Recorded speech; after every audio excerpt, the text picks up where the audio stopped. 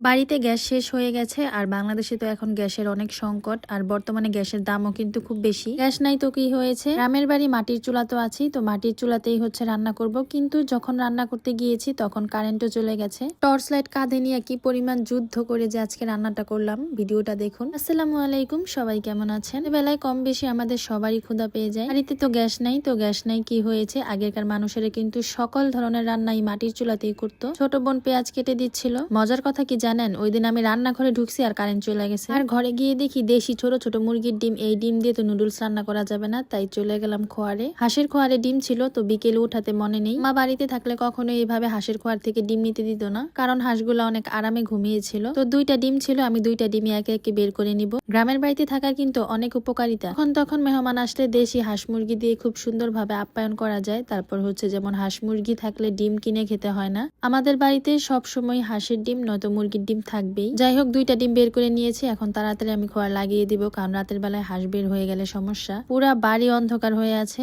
আর এইদিকে আমি, আমার ছেলে, আমার ছোট বোন এখানে আসছি রান্নাঘরে। মিলি প্যাক নুডলস এর সাথে ওই দিন একটা কর্নফ্লেক্স ফ্রি দিয়েছে। আমি তো দেখে খুবই খুশি হয়ে গেলাম। তারপরে এটাকে বের করে নিলাম। যেহেতু আমি চুলা ধরাবো, তাই চিন্তা করলাম যে রাতের ভাতটা আর কুকারে রান্না করব না, মাটির চুলাতেই বসিয়ে দিব। তো এক চুলার মধ্যে হচ্ছে ভাত বসাইছি, আরেক চুলার মধ্যে হচ্ছে নুডলস বসাইছি। দেখেন পুরা বাড়ি ঘর কিন্তু অন্ধকার। আর আমাদের ঘর থেকে রান্নাঘরটা খুবই দূরে। আমাদের রান্নাঘরটা খোলামেলা, আপনারা সবাই জানেন, কারণ আমার শাশুড়ি হচ্ছে খোলামেলা ভাবে রান্না করতে পছন্দ করে না। ঘর রাখা বাহিরে এরকম ঘর বানাই নিছে। আমার ছোট বোন পেঁয়াজ কুচি, টমেটো কুচি, কাঁচামরিচ সবকিছুই কেটে দিয়েছে। তেল গরম হয়ে গেছে, এখন হচ্ছে আমি সবকিছু দিয়ে দিব। আর শীতের মধ্যে কিন্তু গরম গরম নুডলস সবজি দিয়ে ভালোই লাগে। তো আজকে বাসায় সবজি তেমন ছিল না, শুধু আলু আর টমেটোই দিব। আর আমি নুডলস একটু ঝাল খেতে পছন্দ করি বেশি। ও মনে নাই, এখানে সিম ছিল আর আলু ছিল, তো সিম, আলু আর টমেটো দিয়ে দিয়েছি আজকে। মাটির চুলা রান্না করতে কিন্তু একটু কষ্টই হয়, কারণ হচ্ছে অনেক ধোয়া হয়। আমি নাড়তে পারতেছি না, তাই আমার ছোট বোন ওই পাশ থেকে নাড়তেছিল। আর এই তো হাঁসের ডিম, এটা ডিমই ব্যবহার করব, কারণ হচ্ছে অনেকগুলো নুডলস রান্না করব। এর মধ্যে আমি রান্না করতে আসলে ভাবি আম্মা কিভাবে এত রান্না বান্না করে।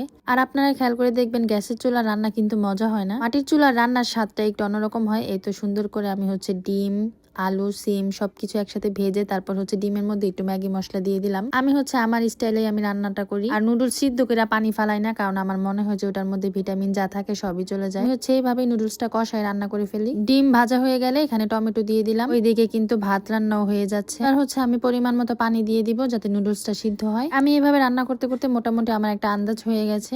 পানি দেওয়ার পরে আমি এখানে নুডলস গুলা ভেঙে ভেঙে দিয়ে দিব। আপনারা কি আমার মতো এইভাবে নুডলস রান্না করে খান কিনা আমাকে অবশ্যই কমেন্ট করবেন। আর আমি সবসময় ঝামেলা ছাড়া রান্না বান্না করতে পছন্দ করি। নুডলস সিদ্ধ করো, পানি ঝরাও, তারপরে ধোও, মানে অনেক প্যারা। নুডলসগুলা দিয়ে দেওয়ার পর একটু উল্টায় পাল্টায় নিব। পানিটা একটু কমে আসলে তখন হচ্ছে নুডলসের যে মশলাগুলা থাকে ওই মশলাগুলা দিয়ে দিয়েছি, সাথে কিন্তু এখানে ম্যাগি মশলাও ছিল। রান্না কিন্তু কমপ্লিট। এখন কিন্তু পানি শুকায় গেছে, তো এখন হচ্ছে ধনিয়া পাতা দিয়ে দিব। আর দেখেন কি পরিমাণ তাপ, মানে ক্যামেরায় সবকিছু ঘোলা ঘোলা আসতেছে। ফাইনালি নুডলস রান্না কমপ্লিট, এখন হচ্ছে নামিয়ে নিব। ফাইনালি আমার নুডলস রান্না কমপ্লিট হয়ে গেছে, এখন নামিয়ে নিব।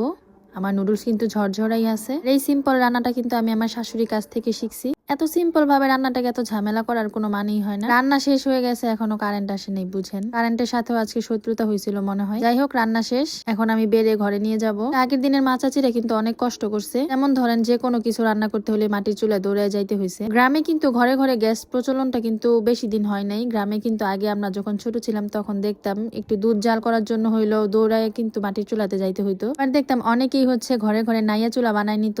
যাই হোক, অনেক কথা বললাম, এবার চলে আসছে ঘরে। তো সবাইকে বেড়ে দিচ্ছিলাম, মানে বাড়িতে আমার শ্বশুর শাশুড়ি তো বাড়িতে ছিল না, তারপরে আমার ছোট বোন, আমার ছেলেকে দিয়ে তারপর হচ্ছে আমি আর অন্য কোনো কিছু নিয়ে কারণ সকাল হলে এগুলো আমাকেই ধুইতে হবে। আমি হচ্ছে বোলের মধ্যেই বসছি, যেটার মধ্যে নুডলস বাড়ছিলাম। আজকের ভিডিও এই পর্যন্তই। ভিডিওটি ভালো লেগে থাকলে অবশ্যই লাইক, কমেন্ট, শেয়ার করে পাশে থাকবেন। আর আমার পেজটাকে একটু ফলো দিয়ে দিয়েন। আল্লাহ হাফেজ।